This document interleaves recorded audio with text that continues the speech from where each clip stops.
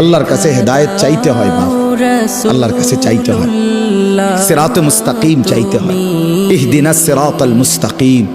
আল্লাহ বলে বান্দা, আল্লাহর কাছে সঠিক রাস্তা এটা প্রতিদিন চাইতে হয়।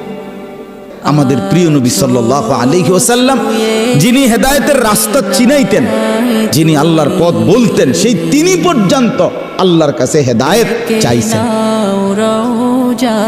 আল্লাহুম্মা ইন্নী আসআলুকাল হুদা ওয়াত তুকা ওয়াল আফাফা ওয়াল গিনা।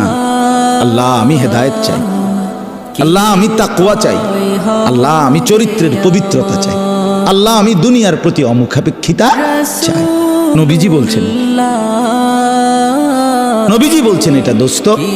আল্লাহ রাসূল হেদায়েত চাইতেন, আল্লাহুম্মা আলহিমনি রুশদি ওয়া আইযনি মিন শাররি নাফসি। নবীজি দোয়া করতেন, আল্লাহ এই ব্যাপারে কোনটা সঠিক, এই রাস্তাটা সঠিকটা আপনি আমারে ইলহাম করে আমার দিলে ঢাইলা আমার দেখায় দেন। আইযনি মিন শাররি নাফসি, আল্লাহ আমার নফসের ধোঁকা, নফসের ক্ষতিকর মনের চাহিদার থেকে আমাকে হেফাজত করুন। নবীজির দোয়া এগুলো। আল্লাহুম্মা আতি নাফসি তাকওয়াহা ওয়া যাক্কিহা। আল্লাহ আপনি আমার দিলের মধ্যে তাকওয়া দেন, আল্লাহ আপনি আমার দিল বিশুদ্ধ পবিত্র করে দেন। আনতা খায়রু মান যাক্কাহা, আপনি তো হচ্ছেন সর্বোত্তম পবিত্রতাকারী। আনতা ওয়ালিয়ুহা, আপনি তো হচ্ছেন নফসের মালিক। ওয়া মাওলাহা, আপনি তো হচ্ছেন জিন্দেগীর মাওলা। আপনি ছাড়া তাকওয়া দিবে কে, আপনি ছাড়া হেদায়েত দিবে কে মাওলা। আল্লাহুম্মা আসলিহ লি শা'নি কুল্লা ওয়া লা তাকিলনি ইলা নাফসি তারফাতা আইন।